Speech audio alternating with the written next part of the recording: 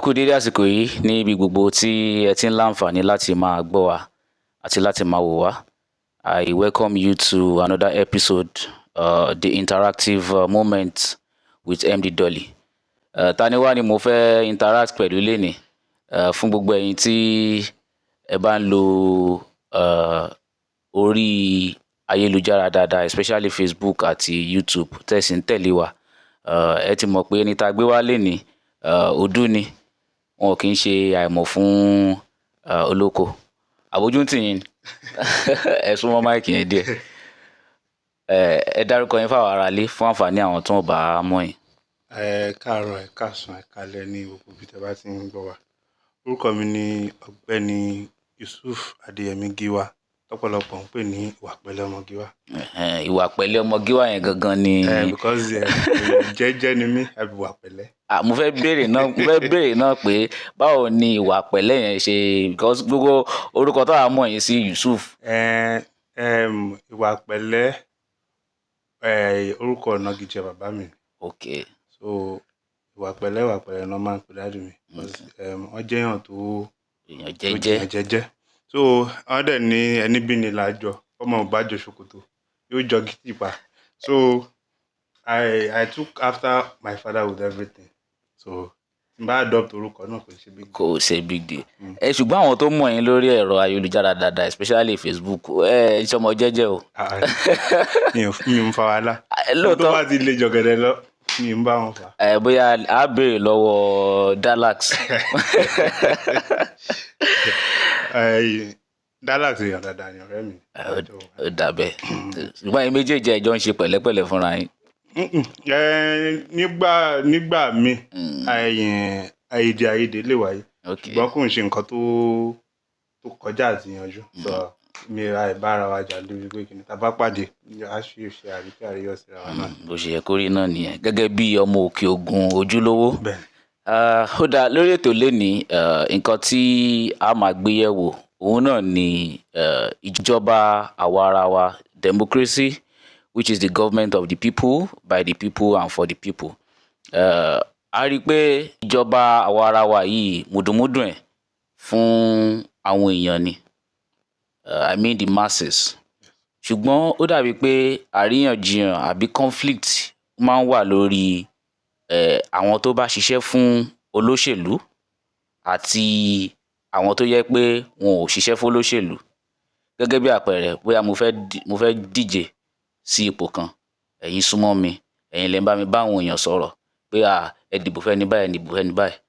Tí mo bá wọlé tán, ó máa ń wà expected kó jẹ́ pé ẹ fẹ́ benefit láti ọ̀dọ̀ mi pé ẹni báyìí ṣiṣẹ́ fún mi o, jẹ́ kí ó láwọn nǹkan báyìí tó yẹ kí n ṣe fún. Àwọn aráàlú náà ó ní ojúṣe tí ó yẹ kí ẹni tó tán dìbò fún kó ṣe fún àwọn aráàlú. Ṣùgbọ́n ó dàbí pé conflict máa fẹ́ wà láàrin aráàlú tí ó súnmọ́ olóṣèlú, bóyá kó wà connected mọ́, àti ẹni tó jẹ́ aráàlú tó yẹ pé òun ló súnmọ́ olóṣèlú jù. Àwọn kan tí a máa gbé yẹ̀wò ní orí ètò lénìí nìyẹn. Àwọn èèyàn wọ́n nígbàgbọ́ pé kó tó di pé èèyàn tiẹ̀ fẹ́ jàǹfààní bóyá mùdùnmúdùn democracy, dividends of democracy, ó dàbí wọ́n ṣe ń pè nìyẹn, pé èèyàn gbọ́dọ̀ súnmọ́ olóṣèlú. Ṣé lóòótọ́ ni? Irọ́ ni, kò ń ṣe òótọ́. Irọ́ pátá tó jìnnà sóòótọ́ ni pé béèyàn ò bá súnmọ́ olóṣèlú kò lè jàǹfààní òṣèlú. Ní ọ̀pọ̀lọpọ̀ ìgbà a ti rí àwọn èèyàn tí wọ́n jẹ àǹfààní òṣèlú tó yẹ pé wọn ò belong sí any political party.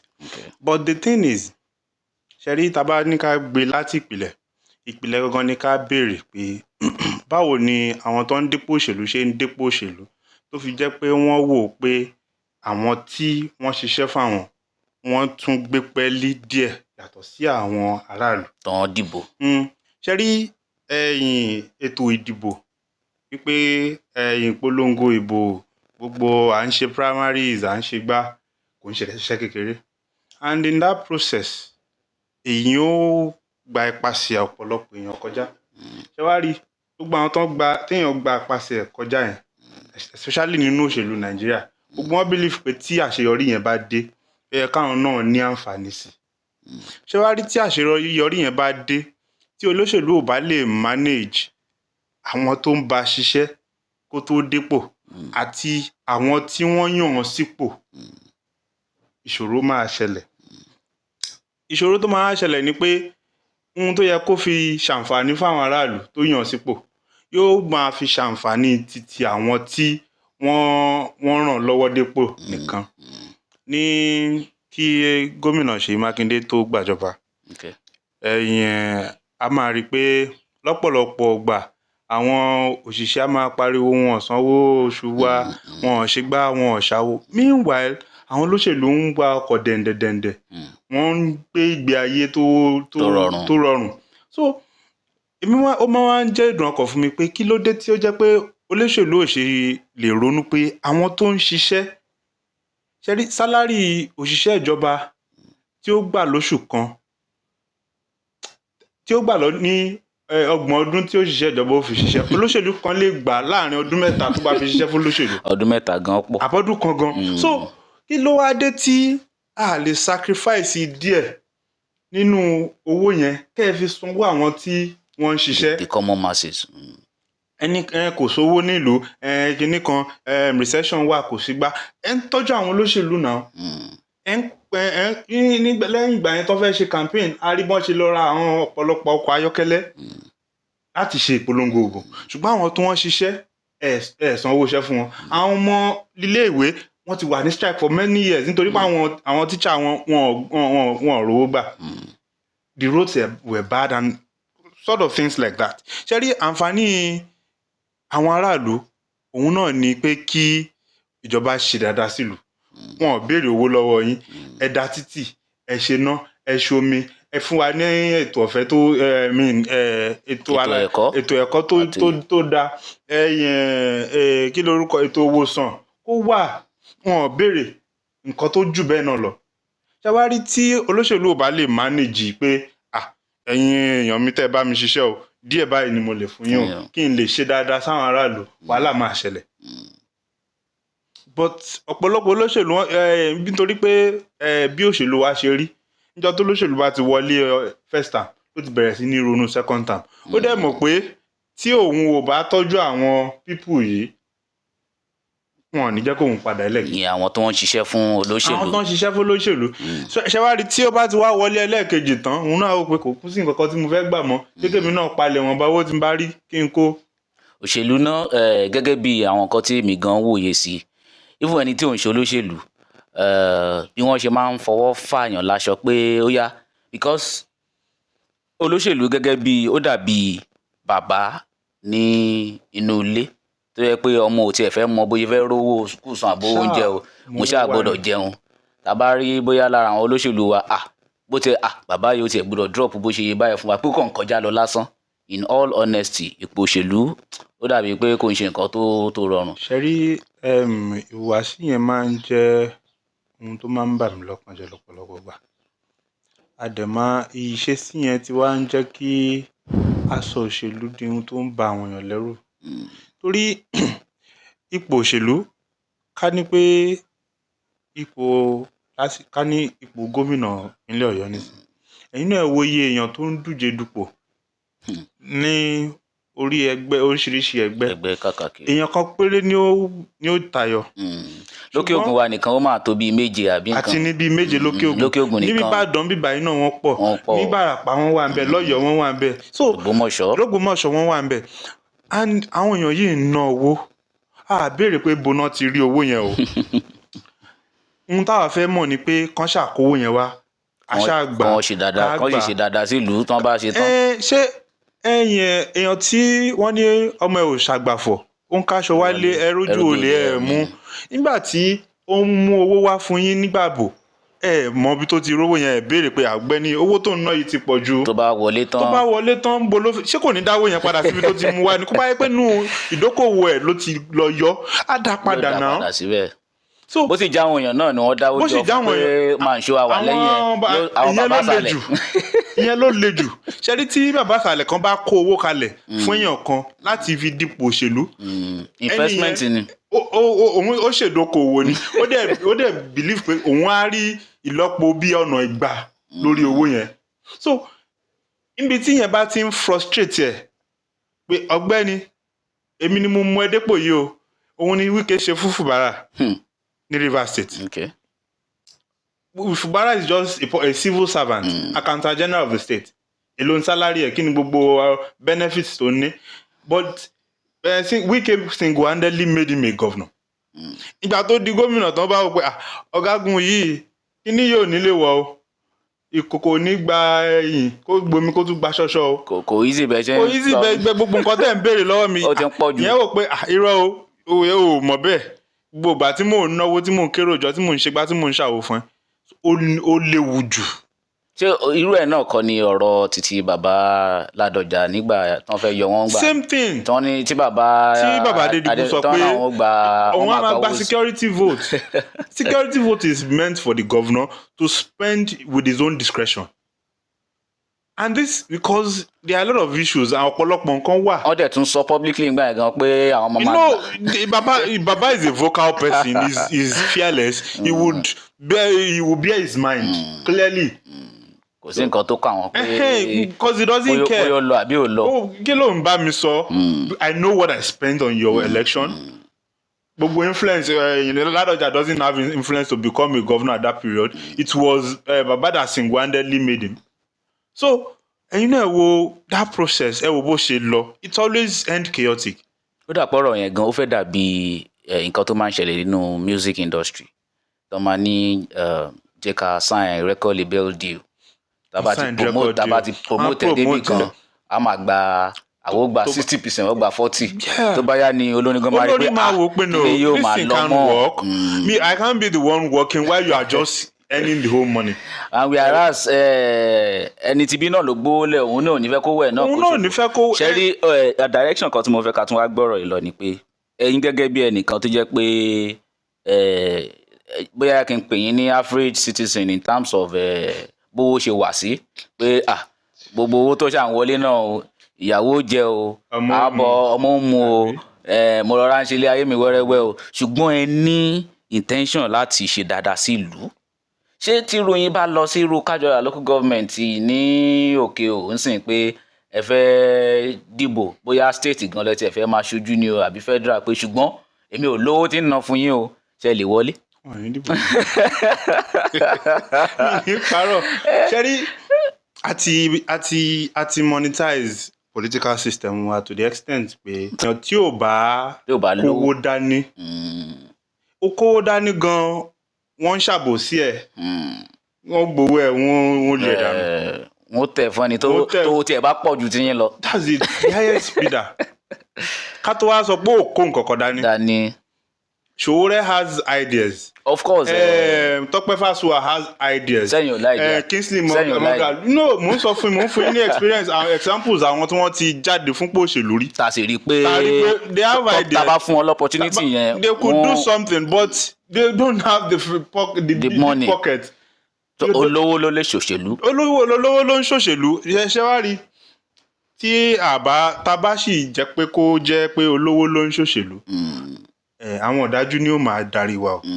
A lè get it right. We can't get it right because èèyàn tó mọye tó ná to contest a House of Assembly in Oyo State today, you will spend nothing less than 50 million. So it's not even meant for the common men. So you and I that earns average income cannot venture into it. Tàti ẹ̀ ń tiraka láti jẹun. That are struggling to survive. Meanwhile, it could be irú àwa èèyàn tó bá wà nírú shoes masses ló lè feel pulse wọn. Ní o lè sọ pé a guy that just maybe he engaged in one business or the other even scrutinize process wa to the extent pé àwọn fraudsters àwọn yahoo boys àwọn náà infiltrate political system once in which is very bad because it is financially based, monetarily based. Tó bá lè kó ẹni tó bá ti lè kó wá ni. Àwọn instances kankan gan wà tó yẹ pé mo gbọ́ instance yẹn ni níbì kan ló ti ṣẹlẹ̀ tó jẹ́ pé ẹ jẹ́ n fi ṣàpẹẹrẹ èmi fẹ́ dìbò sẹ́yìn ní bàbá àṣàlẹ̀ wọ́n á kó wá fún yín pé ẹ dákun ìgbà kan má wọrí wọ́n tẹkọ̀ létí wọ́n bẹ̀rẹ̀ sí sọ fún wọn pé ọmọ dáadáa ni MD Dolly yẹn ẹ dìbò fún wọn ṣùgbọ́n gbà tó yá tí Dalax tóun lọ kó fún that same bàbá àṣàlẹ̀ tó ju tèmi lọ bí story ṣe change nìyẹn. ṣé yẹ kó máa rí bẹ́ẹ̀ ní environment wa. There are some details I can't reveal here, but sincerely it's heart-wrenching pé àwọn èèyàn ti sọ what is it politics, called? Politics, system wa, governance wa, wọ́n ti sọ the transaction within some people. So if you don't pay well, nobody sees you. And even if you struggle, maybe by network or something, you emerged without spending money, you pay by your nose because you can't make decisions on your own. So if somebody finance your elections, let's assume you are a House of Assembly member and somebody finances your election. Somebody finances your election. So you can't just get to the House of Assembly one day and say the governor is not doing right. Your leader will call you. Do you understand? Because the person doesn't own himself. Ẹni tó for finance election yẹn òun gangan ni ó ń control òun gangan ni House of Assembly member ìwọ́kàn jẹ́ image asán ni ọmọ èyí ó tàbá fi síbẹ̀ ó lè sọ̀rọ̀ dáadáa nǹkan tábà ní ó sọ ní nítorí tábà ní kò sọ ní kò sọ. ṣé a lè sọ pé ṣá lè even connect the problem of Nigeria to this particular topic tó jẹ́ pé ọ̀rọ̀ owó ọ̀rọ̀ pé kìíní ṣé is it not until this issue is addressed that we can really get it right in this country? The issue of systemic corruption, let me call it that way. Ó ti wọ inú system wa tó jẹ́ pé yes, at some point it could favour me. Àgbà not jẹ́ ni. But the other day round, it will be against us. And then we'll begin to shout. This system, if we don't get it right, if we don't correct it, it's going to wreck this country. If we don't, I feel, perhaps I could even share my opinion based on that. I feel it until which some people or most of the people will not even agree with me. Until we stop practicing monetary politics, I think that's when we can really get it right in this country. I swear. The thing is, see, if our people can vote willingly, the political apathy in Nigeria is very, very high. Since 1999, the voting population of Nigeria is not more than 30%. No, 30% of the registered voters. We have about 200 plus millions of people now. So since 1999, our election result has not exceeded 30 million voters. 30 million. Just concluded election, we APC candidate has about 8.9 million. PDP had about 6.9 million. The Labour Party candidate had about another 6 million. Okay. And NNPP had about 2 million. So if you cumulate all of that, everything still hovers around less than 30 million to 30 million votes. And we have about 200 million population. So, let's assume the minors are maybe about 20 or 30%. So the remaining 70%, where are they? So if those people feel we don't need to vote. So the voting population currently that we have is a structured population. It's a ring thing. We have people that controls voting in Okeogun.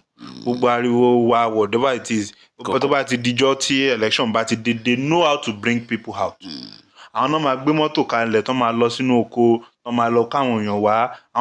know how they do it, and they'll bring out people to vote. Okay. So, any party number strings win. And that is how it is across Nigeria. But let's put it this way.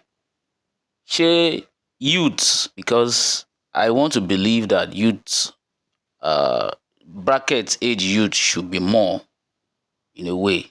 Yes, Shey youth they come together and speak with one voice and in a way maybe should I say take over the affairs. You see, statistically, Nigeria has about the highest, the rate of youth, as in the agile youth, between the age of 18 and 40, I think we have a high rate, you understand? But it still borders on the nonchalant attitude of, I don't want to belong to politics. Exactly. Even on election days, some people will just bring out their ball and started playing. They put on the generator and start playing games in their house. They watch TV. They watch TV and stuff like that. So they feel they are unconcerned. And the more you feel unconcerned, the more some people decide your fate against your will. Now, I've been able to observe something in the political atmosphere lately that even the youth or everybody will try to support someone that they feel, we are close to this person, not minding if the person will do well or will not do well. Because àti wò pé tí mo bá ti súnmọ́, tó bá ṣá ti wọlé, èmi náà ṣá jẹ màá ṣá jẹ ńbẹ̀. This is how this thing is being played now. Back to the foundation of our discussion, pé democracy, which is the government of the people, by the people and for the people, ó ti ń tend towards, ọmọ jẹ́ n gbóríwó òṣèlú yìí o, so that n bá ṣiṣẹ́ fún lágbájá tó bá ti lè wọlé mo ti jẹ lọ nìyẹn o. This is the mindset the youth are having, not necessarily about kí ni ẹni yìí, my principal, really want to do for the masses. So àárín yẹn, it's in a way affecting people. We've seen instances whereby people, the loyalists get job opportunities from their principal. Nobody is, frowning at that fact. Benefit. But what advice would you give to the political, office holders? Láti lè máa balance things so that if MD Dolly does not know a senator, does that mean that MD Dolly cannot get a federal government appointment? So I want us to, that part is also very critical because I've seen people cry on the internet, say... Criticize that. So I want us to talk about that. Lórí nǹkan tẹ́ sọ yẹn. Ṣẹ̀rí lára ìwà bàjẹ́ ta ní pé ó ti gbalẹ̀ nínú ètò òṣèlú wa. Òun ló jẹ́ kí àwọn èèyàn máa wá ọ̀nà ìbúrú láti jàǹfààní ìjọba. Ká ní pé ìjọba pèsè iṣẹ́ tí wọ́n empower ọ̀dọ́, everybody níṣẹ́ lọ́wọ́, sẹ́ni tó fẹ́ máa sáré tẹ̀lé olóṣèlú kiri. Tí enabling environment. Enabling environment. If there is fairness in the system, tó jẹ́ pé if I apply for this job, if I'm qualified for it, I'm going to employ me. Bóyá olóṣèlú gan ni ó tiẹ̀ máa lé àwọn ẹ̀gàn kiri pé ẹ̀sìn wàá support mi. So, okay, if I have a reasonable job, do you think with my job I would have time to go and be following some politicians around? It's not working. It doesn't work that way. Okay, let's assume wọ́n ti gbé mi kúrò níbí, wọ́n gbé mi lọ Sokoto. Ṣé àti Sokoto ni mo ti fẹ́ máa monitor politics níbí? So it doesn't work that way. Sherry, but the fact that corruption has hidden deep into our system, and tí wọ́n bá ní wò ó ṣe, ẹlòmíà dé tóun máa ṣe. Ìgbà tẹ́bi ń pa. So nǹkan tí mo ti ń sọ ni pé àwọn tán dipò òṣèlú yìí mú, tí wọ́n bá ní pé we must go by the book, àwọn tán bá qualify ní kẹjẹ́ ká fún iṣẹ́, àwọn tó ṣe gbá tó ṣàwo ni. Àwọn kan kàn wá láti òkè ọya. Èèyàn kan dẹ̀ fún èèyàn 25 ní appointment letter lọ́jọ́ kan. Process tẹ̀ sọ pé ó clean. Kí là ń sọ? So politicians, àwọn ará ọ̀dọ́ tiwa náà tán bá wò pé táwọn bá láǹfààní o, ẹ jẹ́ ká náà ran àwọn èèyàn wa lọ́wọ́ o. Because it is the order of the day. And if you refuse to do it, some people will take advantage of it and you will be left to blame yourself. Wọ́n ní wàá padà máa jẹ ká àbámọ̀ pé àmì ìbádẹ́ tí mo kémi náà ṣe o. And ṣẹ̀ṣẹ̀ wá ń bi pé àyè iṣẹ́ kan yọ o, wọ́n náà lọ mú èèyàn kan wá. Gbogbo wa la kàwé. Lóòótọ́ náà pé kò ń ṣe pé gbogbo aláàfin iṣẹ́ ìjọba jọ. Ṣùgbọ́n nígbà tí àǹfààní ò bá tí ì sí fún gbogbo wa láti bóyá pé ká dá okòwò tiwa sílẹ̀ tàbí ká ṣe kinní kan téèyàn kan bá ní pé mú wẹ̀rí ẹ̀ wá o mo fẹ́ gbẹ̀ síṣẹ́ kan báyìí ṣé màá sọ pé mi ò ṣe. So ṣé wàá rí ọ̀rọ̀ pé àwọn tó ń súnmọ́ olóṣèlú ni wọ́n ń jàǹfààní nítorí pé ọ̀rọ̀ yẹn dàbí pé kí bàbá máa bọ̀ nílé kó wá ra bisikíìtì ẹyọ kan so ó wá délé gbogbo àwọn ọmọ wa ń ṣe dádì mi so bisikíìtì yìí lẹ́nu yìí kò lè kárí àwọn ọmọ yìí kò dẹ̀ ṣe é gé ẹ bá wò pé last born wọ gbà ń tiẹ̀ ṣe understand because nǹkan tó wà nílẹ̀ yóò ṣe pín èèyàn kan náà láṣà fún so ohun tó dẹ̀ jẹ́ last born ó dà pé wọ́n máa ń ná àwọn kids wọ́n máa ń need the sugar and all of that kóhun kúkú jẹ́. So àwọn tó súnmọ́ lóṣèlú yẹn ni last born. àwọn tó súnmọ́ lóṣèlú ni àwọn dàbí cause wọ́n ti dàbí ìkélé tá a so májá lọ́rùn tí ò gbọ́dọ̀ jẹ́ tí ò dẹ̀ gbọ́dọ̀ sọnù. ṣùgbọ́n ṣé ìyẹn ó mú pé ìṣèjọba tó jẹ́ pé fún ìgbáyégbádùn aráàlú ló wà fún ṣé olóṣèlú yẹn wá rí balance báyẹn. torí ṣẹ́rí láwọn observation tó ń ṣẹlẹ̀ jù ni pé àwọn olóṣèlú ń múṣẹ́ síta àwọn tó jẹ́ àwọn ọmọ olóṣèlú mi ká má parọ́ tanra wa àwọn míì ní kò ń ṣe gbogbo wọn ẹlòmíì gan máa block ẹ báyìí níbo tèmi ò tí ì rí gbà ọ̀gbẹ́ni lọ jókòó ẹ understand ṣé kò yẹ kí àwọn olóṣèlú gan create avenue fún accessibility mo ṣì ń bọ̀ wá síbi accessibility yẹn because àwọn èèyàn ṣì ń complain pé àwọn olóṣèlú àwọn ò ní access wọn and all of that. ṣe rí nǹkan kan ṣẹlẹ̀ nígbà tí lọ́jọ́ kan ẹni tí mo súnmọ́ tó jẹ́ olóṣèlú ìyẹn Honorable Yeshina Oyedeji wọ́n pè mí lọ́jọ́ kan wọ́n ní Yusuf bá mi wá ìkànnà àwọn èèyàn wa tí ó bá ní masters in agric related course mo ṣáà ń pè káàkiri mo pè kò sẹ́ni tó ní. Meanwhile there was ẹni tó ní ni o. Èmi ò rí ẹni tó ní mo dẹ̀ tún pé àwọn tí mo tún lérò pé wọ́n tún lè léèyàn àwọn yẹn náà ní pé kò sẹ́ni tó ní MSc the highest we had was the BSc and HND. So ó wá ní document kan tí a compile ní time kan pé ká fi gba database àwọn youth if we don't have that database irú opportunity báyìí báwo la ṣe fẹ́ fi àwọn èèyàn sórí ẹ̀. So mo wá lọ sínú database yẹn mo wá rórúkọ ẹni yẹn in fact he is actually on his PhD tó ń ṣe PhD lọ́wọ́ so mo bá pe ẹni ẹjọ́ orúkọ mi ní báyìí láti ọ̀dọ̀ ẹni báyìí ẹ send CV yín o ẹni yẹn dẹ̀ send ẹ̀ I think December 15 last year. ẹni yẹn ò mọ olóṣèlú kankan. kò mọ anybody. In fact èmi àti ẹ̀ ò fojú kan rárí. So mo dẹ̀ send CV ẹ̀ sí Honorable with the help of God nígbà tá à ń gbàwẹ̀ lọ́wọ́ yẹn Ọlọ́run kádàrá pé kó iṣẹ́ ẹ̀ bọ́ sí. ẹni yẹn ti bẹ̀rẹ̀ iṣẹ́ as a lecturer ní Abia State. It's a Federal University of Agric ní Abia State.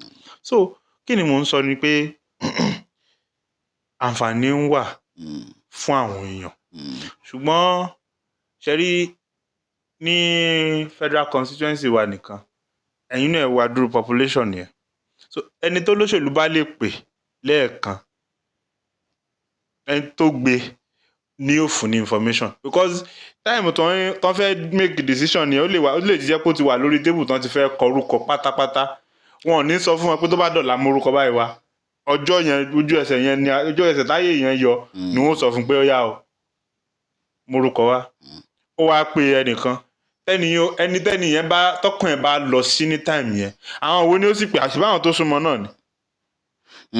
So àárín yẹn yé mi. The only way tí kinní yẹn fi lè kárí díẹ̀ òun ni pé tírú database báyìí bá wà fún àwọn olóṣèlú láti access so tí tólóṣèlú bá nírú database yẹn kò need láti pe anybody kan a kàn go through ẹ̀ ní okay I think this person is qualified for this job and they give the person the job do you understand? ṣé rí ẹ má bínú gbogbo olóṣèlú tó ń fáwọn èèyàn ṣe ara dáadáa ni because tí èèyàn kan bá gbaṣẹ́ yóò bọ́ fámílì ẹ̀ yóò ṣe dáadáa láàrin ọ̀rẹ́ òun náà tún ti kúrò láàrin àwọn bọ́dìn society nìyẹn irú ẹ̀ ò tún lè bá nídìí ìwà àbàjẹ́ mọ́ nígbà tó bá jí láàárọ̀ tó ti gbabiṣẹ́ lọ tó dé lálẹ́ tó ti rẹ̀ he cannot be around doing the bad things. Do you understand? So it's actually a good thing but àwọn àǹfààní tí olóṣèlú lè ṣe fún àwọn aráàlú kan kọ́ school kí wọ́n kọ́lé ìwòsàn everybody máa láǹfààní sí but some specifics. ìyẹn túmọ̀ sí pé ẹ̀ ń gbìyànjú àti advice àwọn olóṣèlú pé bí àwọn project tí gbogbo aráàlú máa benefit ní kí wọ́n máa mọ́ kí wọ́n tẹra mọ́ àwọn project tí ó benefit àwọn aráàlú. Rather than èyí tó jẹ́ pé àwọn aráàlú fi máa wò pé àwọn tí wọ́n nìkan ni wọ́n ń ṣe dáadáa fún. that one too will come. ìyẹn náà máa ń wá. ṣùgbọ́n tí project tí gbogbo aráàlú gan bá ti benefit bá ti wà wọn ò ní really feel much concerned about pé it is expected normally pé kán ṣe dáadáa fún àwọn tó tẹ̀lé wọn tó ṣiṣẹ́ fún wọn but gẹ́gẹ́ bí nǹkan tí mo deduce ní nǹkan tẹ́ ń sọ sí ni pé kí àwọn aráàlú benefit from projects tó yẹ pé generally everybody will benefit from. tán bá ṣe omi gbogbo èèyàn tó wà ládùúgbò ni ó tẹ́ bá kọ́lé ìwòsàn gbogbo àwọn tí wọ́n wà ládùúgbò ni ó benefit tán bá kọ́ school gbogbo àwọn ọmọ kéékèèké tó wà ládùúgbò ni ó benefit but ọ̀rọ̀ bíi pé iṣẹ́ of course gbogbo ala deserve iṣẹ́ but plot méjì kò lè wọ́n fún un. náà kò ń ṣe everybody náà ni ó ṣe ẹlòmíì gan wà tó yẹ pé ó lọ iléèwé ó tẹ́ lọ́rùn kó ṣe business ju pé kó ṣiṣẹ́ àwọn tó ń ṣe business lówó ju àwọn tó ń ṣiṣẹ́ kìíní lọ. so gbogbo nǹkan tá à ń sọ okay now ó ní olóṣèlú kan nípínlẹ̀ Ọ̀ṣun tí ọ̀rọ̀ ẹ̀ bọ́ sórí ayélujára láìpẹ́ yìí àwọn iṣẹ́ àǹfààní tó yẹ kó máa mú lọlé bí contract yẹn bá ṣe ń jáde òun ti ní company kan tó fi ń gbà yóò kàn fi gba owó yóò sì dáwó sápò and àwọn aráàlú yẹn wá ṣe bẹ̀rẹ̀ sí ní pariwo síta lẹ́nu ọjọ́ mẹ́ta yìí so ẹ̀yin náà worú situation yẹn títí ẹ ti kọjá pé ó tiẹ̀ tún fi ń tọ́jú àwọn tó súnmọ́ gan àpò tiẹ̀ báyìí ló ń dà sí. bóyá ọ̀rọ̀ tá à ń sọ bọ̀ pé gbogbo investment owó tó fi dìbò àti pé tó bá máa kúrò lórí oyè ìgbọ́dọ̀ tó ṣì mọ́. ṣe rí ọ̀gá mi Adam sọ wá ní pé tí ó bá fi tó bá purọ́ lówó kó o lè purọ́ fàlùbáríkà sí. so ìwọ̀ntúnwọ̀nsì ni olóṣèlú ó jàǹfààní yóò rí tiẹ̀ but ohun tó tọ́ sáwọn aráàlú ẹ fún wọn. ó dà mi ì fẹ́ ká gbára wa lásìkò púpọ̀ ní orí ètò mo mọ̀ pé àwọn tó jẹ́ kùnkùndùn ọ̀rọ̀ gan-an àti mú wọn jáde ṣùgbọ́n kí n tó sọ pé kẹ́ máa lọlé mo fẹ́ kẹ́ gba àwọn olóṣèlú nímọ̀ràn ẹ ti sọ tẹ́lẹ̀ ṣùgbọ́n mo fẹ́ kẹ́ buttress ẹ̀ dáadáa bí wọ́n ó ṣe balance things láàrin àwọn olóṣèlú ẹgbẹ́ wọn nísìnyí tí wọ́n bá kó nǹkan tó yẹ kó ṣe dáadáa fún ìlú àwọn olóṣèlú máa ń ṣe ń gbà mí tó yẹ pé instead kan kó sílùú wọn lè ní iye báyìí o àwọn bá bàbá àṣàlẹ̀ ni àwọn ọmọ wọn ó ṣe pín o àbí nǹkan kan ó yá iye báyìí o ó dà àwọn tó jẹ́ common kínní ẹ lè dà fún wọn bẹ́ẹ̀ irú àwọn tó yẹ pé bàbá àṣàlẹ̀ olóṣèlú tán kó fún tó wà expected kan lọ pín fáwọn èèyàn wọn lájà percentage ni wọ́n lè máa pò instant kankan gan ṣẹlẹ̀ recently mi ì fẹ́ tí tú àárín yẹn síta sí nǹkan tó yẹ kó jàǹfààní fáwọn aráàlú àwọn kan sì kó báyìí wọn kò sápò ara wọn so mo fẹ́ kẹ́ advice àwọn olóṣèlú ni o báwo ni àwọn ìgbésẹ̀ wo ni ó ṣe máa ṣe láti lè máa balance ẹ̀ láàárín àwọn ọmọ ẹgbẹ́ tí wọ́n gbé wọn wọlé àti àwọn mẹ̀kúnnù tí wọn ò lẹ́nìkan tó yẹ pọ́n lọ́hùn náà gbójúlé. ṣe rí níbi àwọn ọdún bíi mélòó kan sẹ́yìn dáàdì mi jẹ́ alága wọ́ọ̀dù PDP ní wọ́ọ̀dù wa. bàbá ìwà pẹ̀lẹ́. so tí wọ́n bá kó ẹrù wá báyìí wọ́n kó ráìsì wá wọ́n kó mílìkì wá wọ́n kó gbá wá bàbá mi ò ní pé ẹnìkan kò gbọdọ̀ fọwọ́ kan kinní yẹn o. nínú yín o I swear ebi dẹ̀ lè máa pa wá lọ́jọ́ yẹn àdẹ̀ gbọ́dọ̀ fi ọwọ́ kàn lóòótọ́ ni. So ó dìgbà táwọn tán ní bá wá kó nǹkan wọn èyí tí wọ́n bá filẹ̀ fún wọn pé titi yín nì òun lẹ́sẹ̀ fọwọ́ kàn. láṣẹ fọwọ́ kàn. So kí ni mo fẹ́ fàyọ ni pé olóṣèlú gbọ́dọ̀ bá ojú kòkòrò ẹ̀ wí. Àǹfààní tó tọ́ sáwọn èèyàn tán kó sí yín lọ́wọ́ pé kẹ́ ẹ pín ohun tẹ́ máa jẹ tó máa tán ni. So why not just distribute it to the people? Ẹni tó rí yín tó kó wá fún yín ó mọ̀ pé ẹ̀yin náà lẹ́tọ̀ọ́ sí nǹkan kan. So definitely yóò mú tí yín náà wá. So ṣe wá ṣe ti tàwọn aráàlú fún wọn ní lọ́pọ̀lọpọ̀ gbà tí Honorable Shina Oyedeji tán bá fẹ́ pín nǹkan ọdún. So wọ́n á ní pé àwọn olóṣèlú báyìí ṣùgbọ́n ti àwọn aráàlú tí wọn ò ní political affiliation kankan ẹ make sure pé ẹ pín tiwọn. Ṣé understand? So because tí wọ́n ní tí èèyàn bá kú sórí òṣèlú Ọlọ́run jẹ́ kó bọ́ lọ́run rẹ̀. So tí o bá ní àṣepamọ́ kankan kí gangan ló fẹ́ sọ fọ́lọ́ because a lot of things lè èèyàn dìp ọwọ́ ẹ̀ sí. So ẹni tó bá ronú àtúbọ̀tán nídìí òṣèlú kò ní wàhọ́ mọ́ gbogbo nǹkan. So ṣe wọn bá at least káwọn èèyàn rí i pé ó ṣe nǹkan. ó try. Yes, the situation might not warrant you doing a lot. In fact ní agbo òṣèlú àǹfààní tí kálukú máa ń rí máa ń yàtọ̀. Ẹlòmíín wà tó jẹ́ pé ó láǹfààní sí bóyá bíi 1 billion. Ó ní ọjọ́ kan tí mo rí news kan lórí ayélujára wọ́n ní honorable kan ní Kogi wípé ó pín ráìsì lásán nígbà ọdún 1 billion naira. So wọ́n á pe honorable pé ẹ gbọ́ ráìsì tí wàá ń kọ́ bó ló ti jẹ́. Wọ́n ní honorable tó ń sọ yẹn wípé òun ni alága ilé-ìgbìmọ̀ aṣòfin fún ọ̀rọ̀ àwọn tí wọ́n ń gbé ọjà wọlé látòrí omi. So customs and excise duties. So lórí iṣẹ́ yẹn wọ́n ní pé nígbà míì ẹrù ẹlòmíì lè ti wà nílẹ̀ tó yẹ kó wọn padà wá claim ẹ̀ mọ́ bóyá ẹni tó ní ti kú bóyá kò rówó claim ẹ̀ mọ́. So ó ní bí wọ́n ṣe máa ń rotate ẹ̀ láàrin àwọn authorities port àti àwọn tó bá ti wà ní kíní yẹn. So òun dẹ̀ wò pé ríà truck ráìsì kan rè ó dẹ̀ gbé lọ fáwọn aráàlú ẹ̀. That's it. Which is okay pé káwọn aráàlú benefit. You can't compare it to èèyàn tó jẹ́ pé committee tóun wà lẹ́yìn kan lọ inspection kan ya fọ́tò wọ́n dẹ̀ fún wọn Leicester code.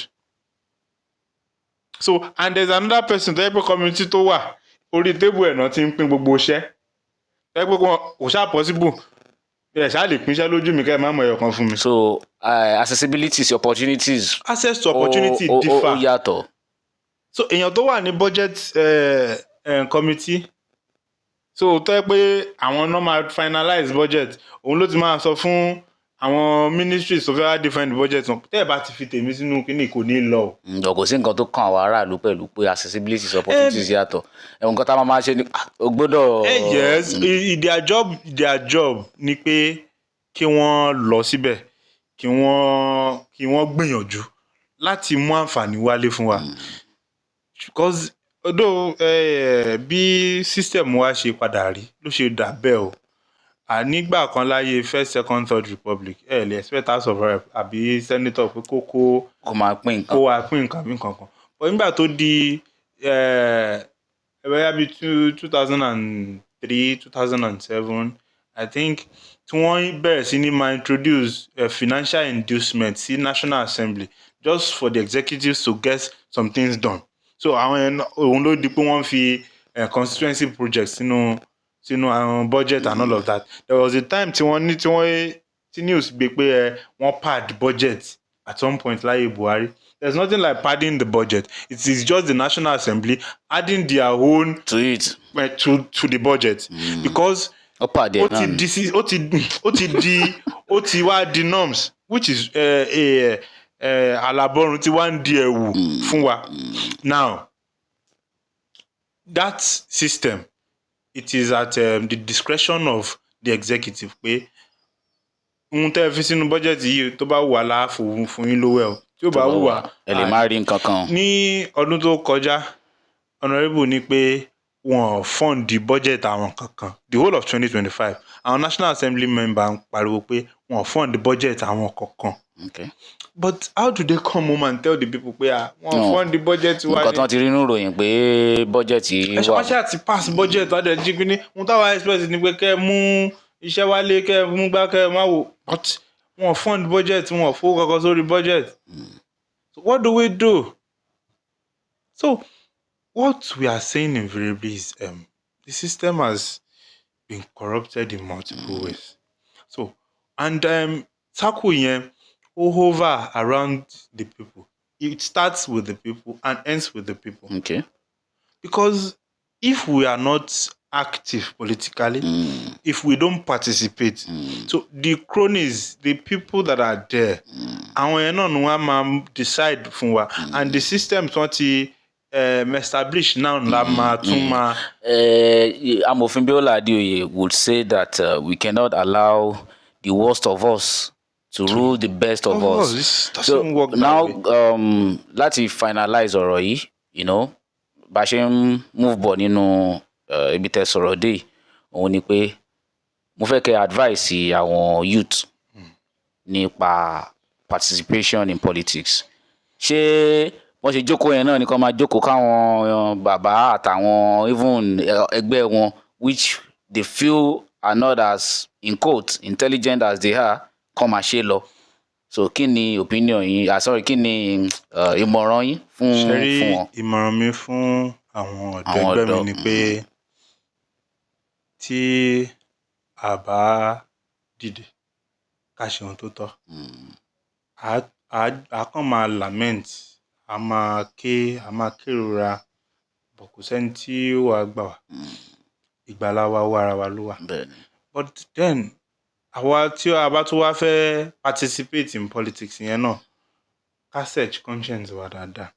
Are you going in for the real intention of making things right, for people, or for you to just belong to the system and be able to siphon your own part? Because the system has been corrupted to an extent pé a day old child ó ti mọ̀ pé tèmi náà bá láǹfààní àti déjọba báyìí èmi náà bẹ bú tèmi kúrò ń bẹ̀ ni, and we cannot survive with that kind of mindset. It cannot work. So we need a systematic reorientation of the people. So and ṣẹ́rí àwa tá a ti dàgbà yìí ó dàbí pé títí wá ti fẹ́ bọ́ díẹ̀, because but àwọn tó ń ṣe ń bọ̀ yẹn, the coming generations are the ones that we are supposed to put right.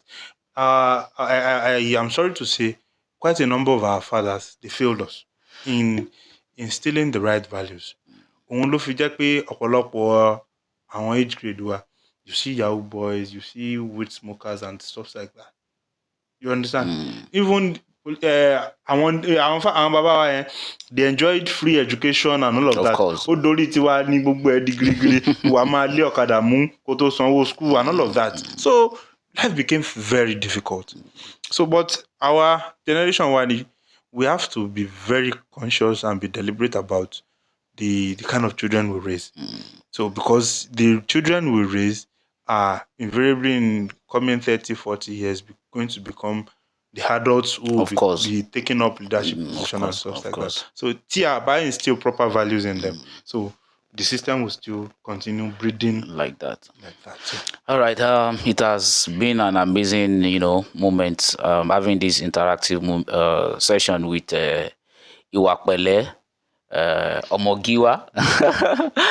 So mo nígbàgbọ́ pé lágbára Ọlọ́run eléyìí ò ní jẹ́ òpin interactive moment wa. Tàbá sì pè yín pé kẹ́ wá sí orí ètò wa ní next time. Definitely, it's an honor to be here. All right. Ẹ̀yin yẹn wá nílé títí dìgbà míì tí a ń láǹfààní láti máa pàdé lórí ètò the interactive moment with MD Dolly. A sọ pé ó dìgbà kan náà. Ó dàbọ̀. Thank you very much.